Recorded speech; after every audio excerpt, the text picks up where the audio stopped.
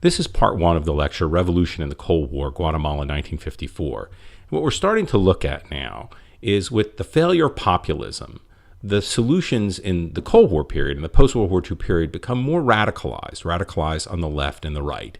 And populism was an attempt to fix the problems of having a liberal economic order and no political liberalism. In other words, free trade, export economies without democracy. And populism tried to have a little bit more internal development and a little more popular participation if it wasn't necessarily democracy. And that fails. And as I said, the failure leads to more radical solutions. What's interesting about Guatemala is that what happens in 1954 is the first kind of Cold War crisis in Latin America. But the government in Guatemala is misread as much more radical than it is. It's actually a populist government that's read as a communist government by the United States. It's a very interesting and important case. And there's Guatemala in the top of the map. It's the largest nation in Central America, and it's the most populous nation. But up until really the late part of the 19th century, Guatemala had been an economic backwater. And it mostly exported indigo and cochineal, various dyes. But beginning in the 1880s, its coffee economy grew tremendously. And one of the interesting things about coffee is that the United States was the world's largest consumer of coffee, and Germany was the second largest. And so by the mid-1930s, the German presence in coffee was very, very pronounced. 2/3 of investment in coffee was German.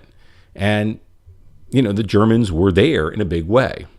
And this had come about because beginning in the 1870s, the national government was working with foreign investors, a lot of Germans and some Americans, to take people's land and put it into coffee, and to force peasants who had been harvesting cochineal and other things, to force them into working in coffee. The government used a colonial era labor draft, the mandamiento, to force people into working. And that destroyed peasant villages. It was done in an extremely violent way. The military was essentially created to do this. So the state came in and just forced people. They didn't even try to bankrupt them with taxes. They literally just came at gunpoint into villages and said, just as the Spanish crown had done without guns, and said, you owe the state a certain amount of labor. And all of this was to push the export sector.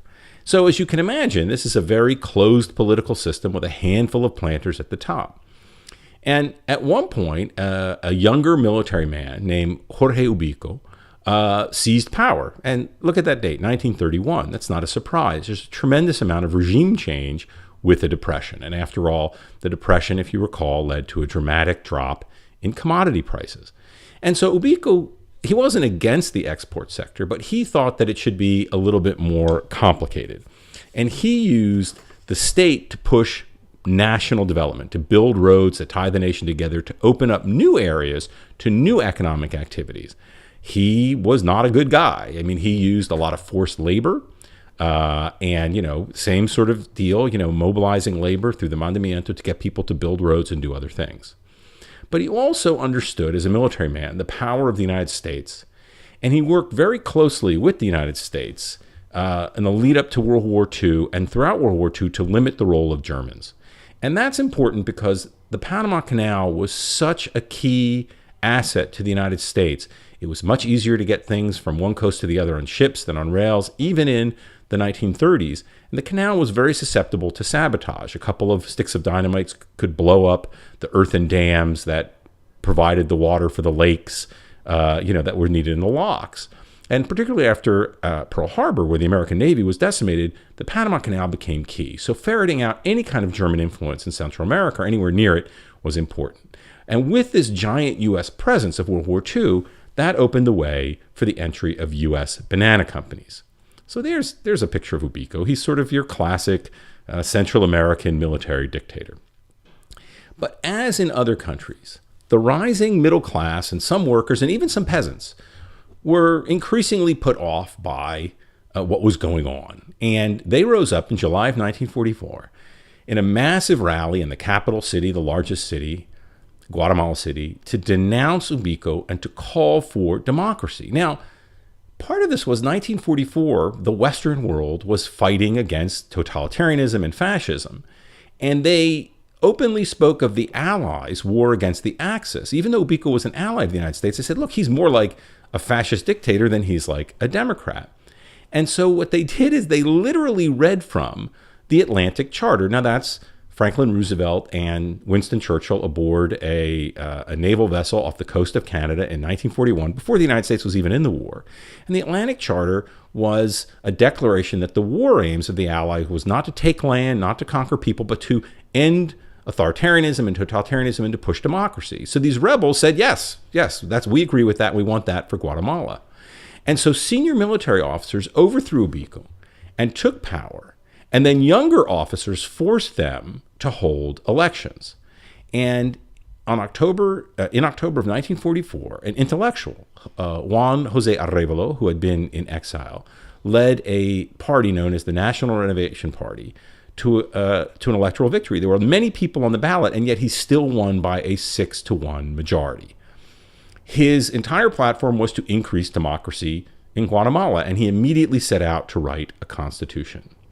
Now, he was an intellectual, and he was very much a reformer and a Democrat, and you can see this in the Constitution itself. It had a strong social and economic context for democracy. It said that we've got to encourage all Guatemalans, particularly people who've been, kept out of the system, to participate in our new democracy. So he called for organizing among peasants and workers. They created a Social Security Institute, in other words, creating a government-based pension system for old age. And they openly called for in this constitution an agrarian reform. And the largest single landowner was the Boston-based United Fruit Company. It owned a tremendous amount of land and was extremely powerful. Now, Arevalo was incredibly popular and in many ways very successful. During his administration, real wages increased by 80%. That is, they came close to doubling. Education was expanded into the countryside. They built schools and they sent teachers out, and they promoted mestizo culture. In other words, they wanted to kind of have a sense of Guatemalan-ness. Now, this is the 1940s, but it's very similar to what Mexico did in the 1920s. The idea that we're not a lesser people because of our mixed race heritage. We are perhaps, we have to embrace our mixed race heritage and see all of the wonderful things that come from it. He also was pretty hard-nosed about diversifying the economy, saying we can't just be an exporter of coffee and bananas. We've got to have some light industry. We have to think about other things we can do. Now, no matter that he was a reformist and a Democrat, his regime was constantly being attacked as too left-wing by the right. And part of that was, as a real Democrat, small d Democrat, he believed that all political parties should have a right to organize. And so he said, sure, the communists can organize, they can exist, and if they're popular, they'll win an election, and if they're not, they won't. And this sort of attitude led to 22 separate attempts by the military to overthrow his government in just, a 4-year term. But he held power, and as I said, was extremely popular. And he was able to hold national elections for a successor. And his successor was a guy named Jacobo Arbenz. He was an army colonel and a member of the National Renovation Party. He also was enormously wealthy. His wife was part of one of those 14 families in El Salvador that controlled everything. She was obviously quite progressive, but she was independently wealthy as well. He was very nationalistic, and one of the things he called for right away was putting controls on foreign capital. He said, we welcome the foreign banana companies. We welcome any investment, but that doesn't mean we give up our sovereignty. He also said that the 1945 Constitution was wonderful, but had not been fulfilled, and it was time to have the agrarian reform that had been long promised and had not yet been delivered. Now, this next picture is just such an important one to a Guatemalan. That is Arevalo and Arbenz shaking during the transition. I mean, we take this for granted in the United States and many nations in Western Europe, Japan, Australia, etc., that every election leads to the peaceful transfer of power. But this was the first time a democratically elected leader in Guatemala was turning power over to another democratically elected leader in Guatemala.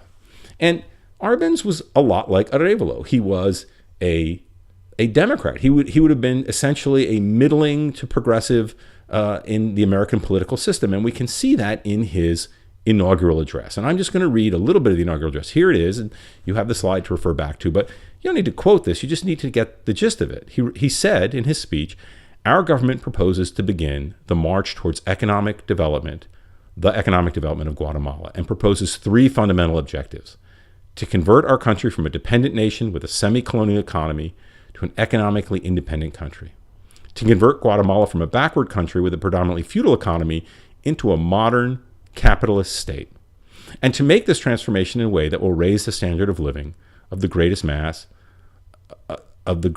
of our people to the highest level. So he is calling for U.S.-style democratic capitalism, the kind of capitalism that was working in the United States in the 1950s, with that capitalism is pushed forward by having good wages and many people participating.